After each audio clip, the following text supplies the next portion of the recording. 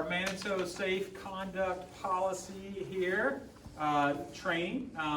We have this document that is our foundational document that has been recently created and supported by the session. And so we're going to dive in, and we're going to do this training, and then at the end, you'll sign a couple of things knowing that you are that you know the information of how we want to keep our most vulnerable members safe, and so that's why we're doing this training. So let me just open with the first paragraph, and that'll set things up, and then we'll hit a few of the high points, and then see what you have, questions you have, and that'll be it. Does that sound good? Okay. So we value persons and families at Manitou Park Presbyterian Church. Therefore, we are especially concerned about the welfare of youth, children, persons with physical or intellectual disabilities. This policy has been developed to provide employees, volunteers, and parishioners at MPPC with clear guidelines for protecting children, youth, and persons with physical or intellectual disabilities and preventing abuse when we work with them at Manitou Park. This policy pertains to relationships, contact, and volunteer work with children, youth, persons, and physical and or intellectual disabilities through our ministry, and is not meant to address personal relationships with family, relatives, or friends. So this is that policy, and there's just a couple things I'll bring up in here and then see what questions you have. There's a criminal background check that each person who works with kids will need to do. You'll find part of that on the last page of your documents, I believe. Do you see that? Is that on there? National background. Yeah, it's got the little things to fill out. So that's something you'll need to fill out. Go ahead today to leave it. In addition to that, you have to authorize that it's okay for us to do a background check on you. So you can take one of those and pass it around. And if you want to be filling out that while I'm talking, that's all right as well. If we've already done this, then we can. If you've already signed that, you know I have it, then that's okay. Yeah. So who has to do this? All who work with youth must read and sign the Safe Conduct policy. By signing the policy, you're agreeing to abide by the guidelines established to prevent abuse at Manitou Park Presbyterian Church. So if you work with youth or folks with intellectual disabilities here on campus, you have to go through this training. So there's more people who will need to do it. So you who are watching it on video, thank you for joining us. Okay, number one. Adults, actually, can someone volunteer to read that sentence for me? Adults must not be alone with youth at any time. And that's good. We'll stop right there. Questions about that? This is kind of the foundational piece.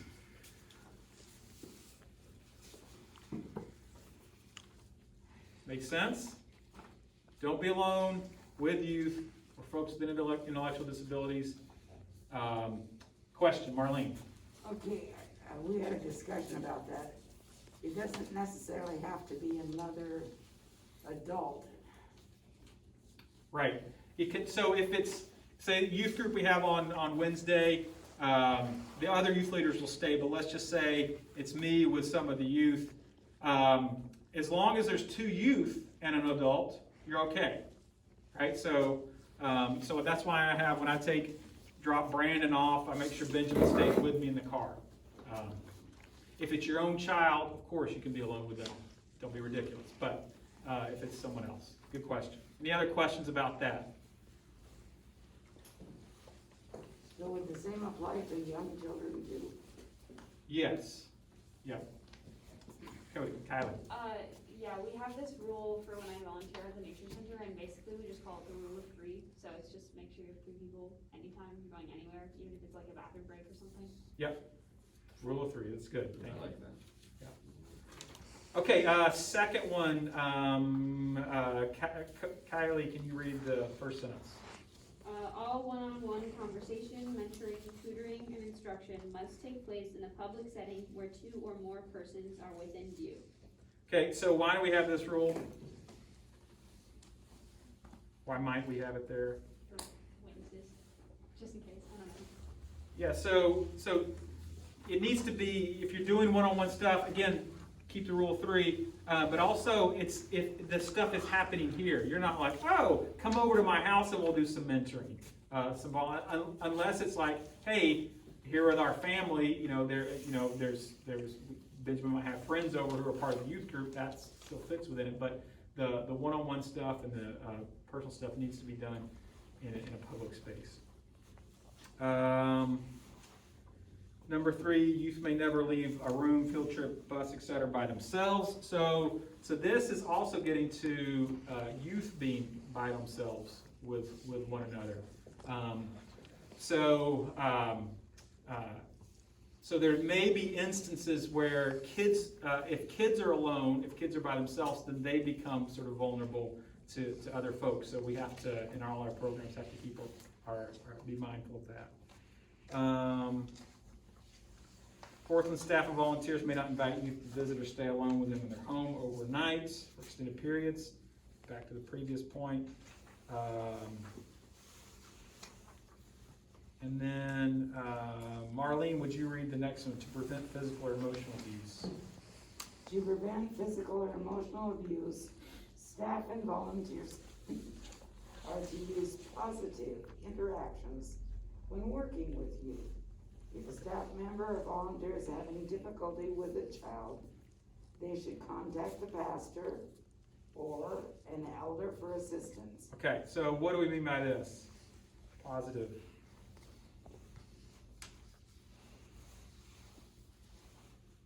Shouldn't yell at somebody. Don't yell at them. There's examples here.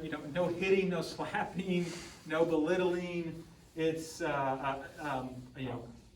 trying to frame things in a positive sort of way. Could it be simple as asking a question like, "Hey, why is it you continue to go off on your own? Hey, is there something you need help with?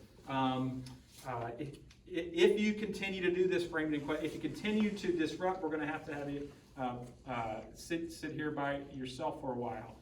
Doing things without belittling them and sort of redirecting in a much more sort of way so that it's the behavior we're focusing on rather than the person. We're not saying you're a bad person, but we may be saying that behavior is not acceptable for the group. I know others of you have to deal with this every day as teachers, and if you want to add anything into that, feel free. Maybe we need training down the line, something about like the teachers get. Yeah. Giving us a little role playing or something. Yeah, so just doing, how to teach better, yeah. Let's see, the next couple, leaders should make random visits, youth participate in our ministry should only be released to properly identified parents, and then restroom guidelines. This can get tricky sometimes. Let's see, Cody, can you read that one?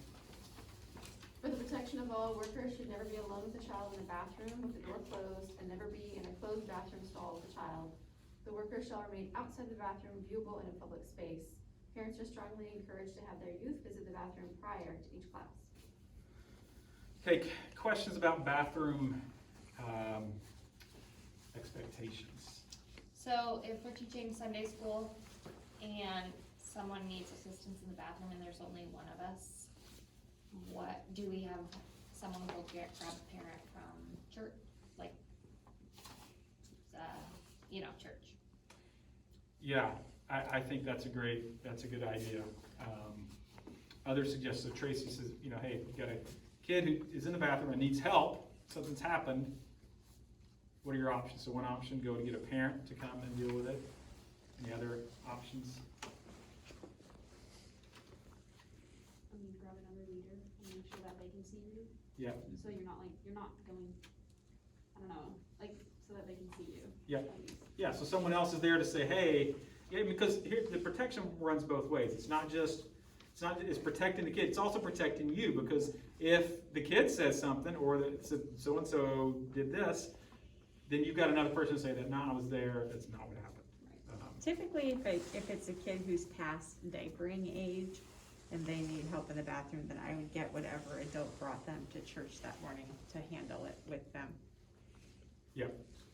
Yeah, so, good question. Okay, so that's sort of our bathroom etiquette. So that's those are the basic guidelines. This really does come down to the rule of three, keeping things out in the open.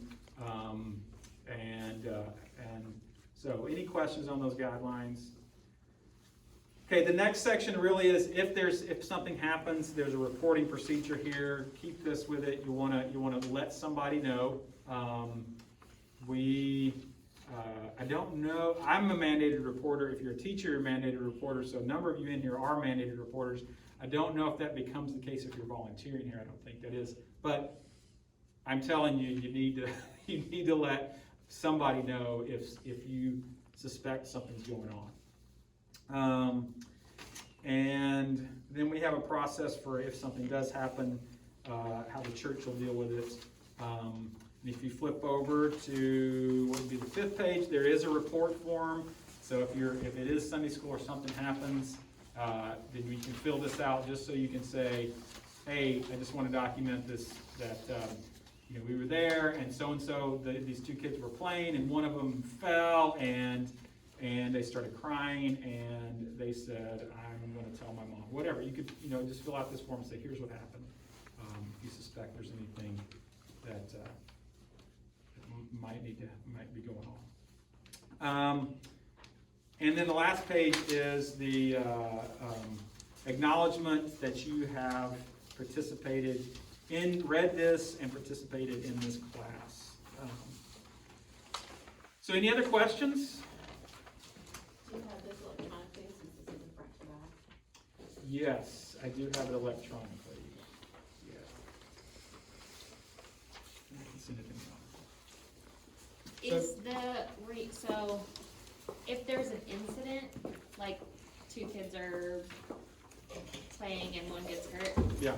this form, is this more an incident form or is this actual suspected abuse? You're right. Let me back up on that. Yeah, so this is suspected abuse. Okay. Yeah, we probably need to look at having some sort of form if there's some sort of, he gets hurt, we think, the accident. This is more if you suspect abuse or know about abuse. Okay. Yeah.